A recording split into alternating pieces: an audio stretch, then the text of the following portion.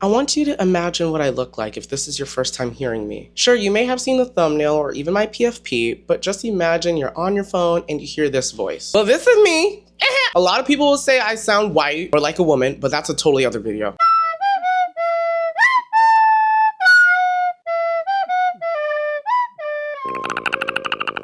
Oreo, whitewash, Hoon, Republican, race traitor. Okay, race traitor. Now, my track record has been exclusively black, okay, so far. I don't know, I feel like this is a topic a lot of suburban black people can relate to. Now, not necessarily suburban. I did grow up in Miami. However, I did grow up in like Hialeah, Miami Lakes. If you don't know the demographics of that area, a lot of Hispanics and, well, white people live there. And I ended up going to private school there for basically all of my developmental years. And obviously, because that's the environment I developed in, you get this. Oh my God. You talk so well. Oh my God, you're not like other blacks. Oh my God, you're so well-mannered. And it's so interesting how I'm perceived in predominantly black spaces and non-black spaces. Like for instance, when I'm in a predominantly black space and I'm literally just existing as the way that I always do, and I end up having a conversation with somebody, you know, I'm socializing, especially when it's black people who are more urban. Oh, that was a joke. That was a joke, bitch. Okay, I'm not a fucking coon, all right? When I was talking to other black kids growing up that grew up in like Miami Gardens or Liberty City or Overtown, you know, like the city. Literally at some point in the conversation would always be, oh my God, you sound so white. Or why do you talk so white? And it's like, girl, I don't fucking know. What do you want me to tell you? Like, now see, if I ever rebutted in any type of way, it would be like, oh, you're a coon, or you want to be white so bad, or you Oreo, this, that, or the third. Whatever rebuttal I would say, like, girl, I'm not even gonna give examples because later down the line, the girls are gonna cancel me. It's fucking hot. Sorry, y'all. But that would always be one of the main things growing up that I remember, like, from interacting with my community. Like, when I was outside of school, because school, it was, like, obviously predominantly white. But whenever I was in black spaces and I wanted to, like, feel my zhush or be with my people or whatever, I would always feel like comments like that created a disconnect, which I later remedied, okay, later in life. But like, it would create a disconnect between me not only being a Jamaican American, but me being a black American. It's like, oh my gosh. And I would always feel like comments like that in a primarily black space would other me. You know, I mean, there's a lot of other reasons to other me, but like that would always be like oh, you're not black like us. Girl, don't play that fucking song. Do not play that fucking song. I swear to God. And then the response from white people. I swear on everything. When I was a kid, my parents did put me in another private school. However, it was primarily black this time. I think it was like, what, 7th, 8th, 9th grade, sometime around there. And I'll never forget, we were on a field trip and this lady was like, oh my God, you don't talk or act like the other kids. And it wasn't until I was an adult that I was able to process that. Like, oh, that was very microaggressive. Like, oh,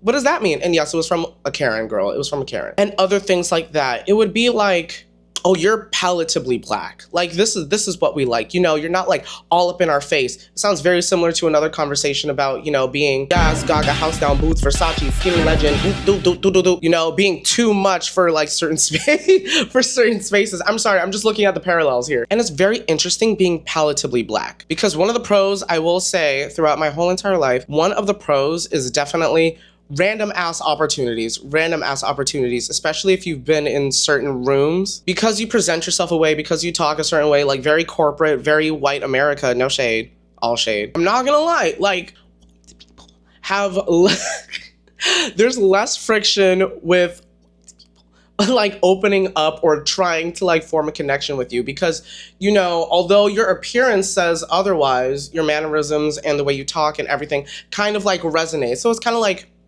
oh my God, you're so like exotic looking, but like I can still have a conversation with you. And that's been my experience. That has been my experience up to like when I was like young adult-ish. Now I kind of just like operate the way I am no matter what room I'm in.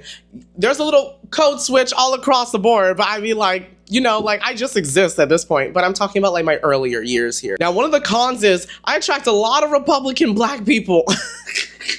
Okay.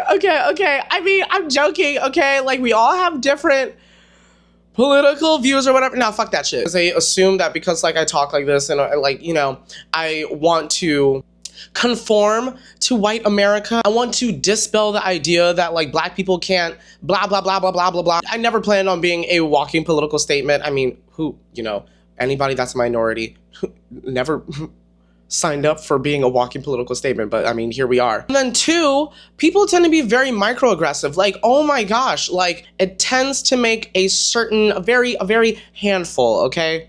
Handful of, I need to stop censoring white people, bro, white people. It feels like it almost gives them a pass to say certain things or do certain things that are very microaggressive, and like it just like uncovers a lot of prejudice in certain white people, obviously, you know, not all white people, but girl, we know who I'm talking about, girl. If you racist, you racist. If you're not racist, you're not racist, per. And then three, within my own community, I am always having to prove my blackness in one form or another. Girl, I grew up going to private school. No, I don't know how to knuck if you butt. I'm not doing the stanky leg, girl. I'm not doing the stanky leg. I can whip and I can nay-nay. I can whip and I can nay-nay. I'm not about to do it on camera though. And yes, I do tend to like mix Ebonics and corporate vernacular all the time. Also, is Ebonics like, why everybody started calling Ebonics African American vernacular English or something? Ave Maria.